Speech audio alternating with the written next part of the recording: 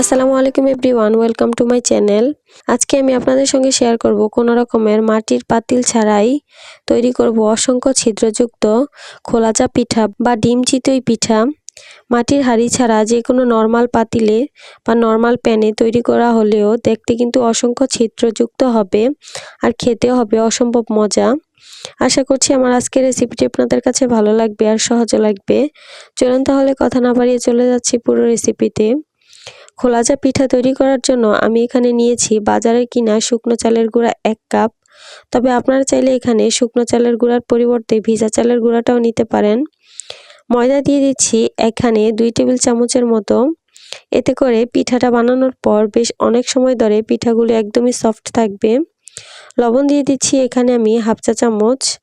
এবার সব শুকনো উপকরণগুলোকে আমি একটু একসঙ্গে মিশিয়ে নিচ্ছি।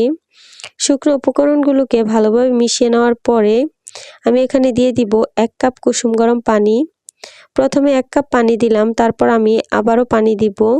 অল্প অল্প করে পানি দিব আর মেশাতে থাকব। আর চেষ্টা করবেন এই কাজটা হাতে করতে। আমার কাছে মনে হয় হাতে করলে পিঠাগুলি বেশ ভালো হয়। প্রথমেই বেশি পরিমাণে পানি দিয়ে ব্যাটারটা তৈরি করব না। আস্তে আস্তে করে পানি দিলে ব্যাটারটা পারফেক্ট হবে। কোনো রকমের লাম্পস থাকবে না ব্যাটারের মধ্যে। এই ব্যাটারটা যত ভালোভাবে মেশানো হবে আমাদের পিঠাগুলি কিন্তু ততই ছিদ্রযুক্ত হবে আর অনেক বেশি মজা হবে।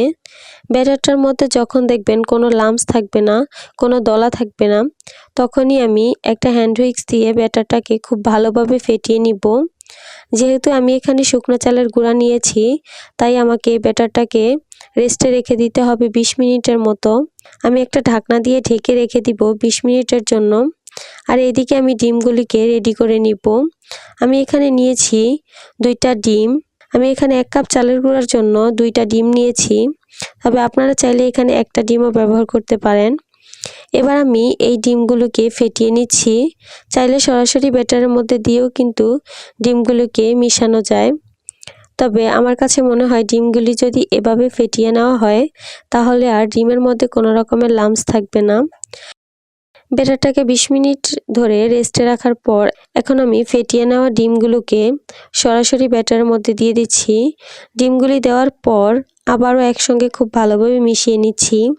ডিম দেওয়ার আগে কিন্তু এই ব্যাটারটাকে পাতলা করে ফেলা যাবে না, কারণ ডিম দেওয়ার পর কিন্তু এই ব্যাটারটা অনেকটাই পাতলা হয়ে যায়। ভালোভাবে ফেটিয়ে নেওয়ার পর এবার আমি এখানে দিয়ে দিব 1 চা চামচ তেল। এই তেলটা দেওয়ার কারণে আমাদের পিঠাগুলি বানানোর অনেক সময় পরও কিন্তু সফট থাকবে। এবার আমি আবার সবকিছুকে ভালোভাবে মিশিয়ে নিব।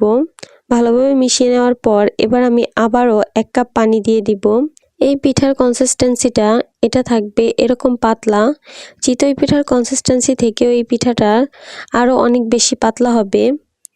পানিটা দেওয়ার পর আমি আবারও সবকিছুর সঙ্গে খুব ভালোভাবে মিশিয়ে নিচ্ছি। আপনাদের বোঝার সুবিধার্থে আমি একটা চামচে করে ব্যাটারের কনসিস্টেন্সিটা দেখিয়ে দিচ্ছি। আমি ব্যাটারের কনসিস্টেন্সিটা ঠিক কীরকম রেখেছি আপনারা দেখে একটু বুঝে নিতে হবে। পানির পরিমাণটা আমি বলছি না, কারণ আপনাদেরও কম বেশি লাগতে পারে। পিঠা বানানোর জন্য আমার এখানে ব্যাটারটা একদমই রেডি হয়ে গেছে। আমি চলে যাচ্ছি পিঠাগুলি বানাতে। আমি পিঠাটা তৈরি করার জন্য একটি ননস্টিকের প্যান নিয়েছি। তবে আপনাদের হাতের কাছে যদি মাটির খোড়া থাকে তাহলে সেটা দিয়ে বানিয়ে নিতে পারেন। প্যানটা যখন কিছুটা গরম হয়ে আসবে তখন আমি এখানে এই ব্যাটারটা দিয়ে দিচ্ছি। আর ব্যাটারটা কিন্তু খুব বেশি পরিমাণে দেওয়া যাবে না, ব্যাটারটাকে পাতলা করে দিতে হবে। আর ব্যাটারটা নিজেই ছড়িয়ে যাবে, ব্যাটারটাকে কিন্তু আলাদা করে ছড়ানোর কোনো প্রয়োজন নেই। চুলার হিটটাকে আমি হাই মিডিয়ামের মাঝামাঝি রেখেছি। আর 1 মিনিটের মধ্যে কিন্তু আমাদের এই পিঠাগুলি তৈরি হয়ে যাবে। পিঠাটার উপরের দিকটা যখন দেখবেন শুকিয়ে গেছে তখনই বুঝতে হবে পিঠাটা হয়ে গেছে। আর দেখতেই পাচ্ছেন পিঠাটার উপরে অসংখ্য ছিদ্রযুক্ত হয়েছে। এরকম পারফেক্ট ছিদ্রযুক্ত পিঠা তৈরি করার জন্য অবশ্যই ব্যাটারটাকেও পারফেক্টভাবে তৈরি করে নিতে হবে। প্রতিবার পিঠা বানানোর আগে ব্যাটারটাকে দেওয়ার সময় ব্যাটারটাকে খুব ভালোভাবে গুলিয়ে নিতে হবে। আর চুলার হিটটাকে কিন্তু হাই মিডিয়ামের মাঝামাঝি রাখতে হবে, তাতেই অসংখ্য ছিদ্রযুক্ত খোলাজা পিঠা তৈরি হবে। আর প্যানটাকেও খুব ভালোভাবে গরম করে নিতে হবে। ঠিক একইভাবে আমি সবগুলি পিঠা তৈরি করে নিয়েছি। ব্যাস তৈরি হয়ে গেল আমার অসংখ্য ছিদ্রযুক্ত আর অনেক মজার খোলাজা পিঠা। আপনারা চাইলে এই খোলাজা পিঠার সঙ্গে হাঁসের মাংস দিয়েও খেতে পারেন, আবার চাইলে গরুর মাংস দিয়েও খেতে পারেন, চাইলে বিভিন্ন রকমের ভর্তা দিয়েও খেতে পারেন, আবার চাইলে কিন্তু গুড়ের সঙ্গেও খেতে পারেন। আশা করছি আমার আজকের এই অসাধারণ রেসিপিটি আপনাদের কাছে খুব ভালো লেগেছে আর সহজে লেগেছে। যদি ভালো লেগে থাকে অবশ্যই আমার চ্যানেলটি সাবস্ক্রাইব করবেন আর পাশে থাকা বেল বাটনটি ক্লিক করে রাখবেন।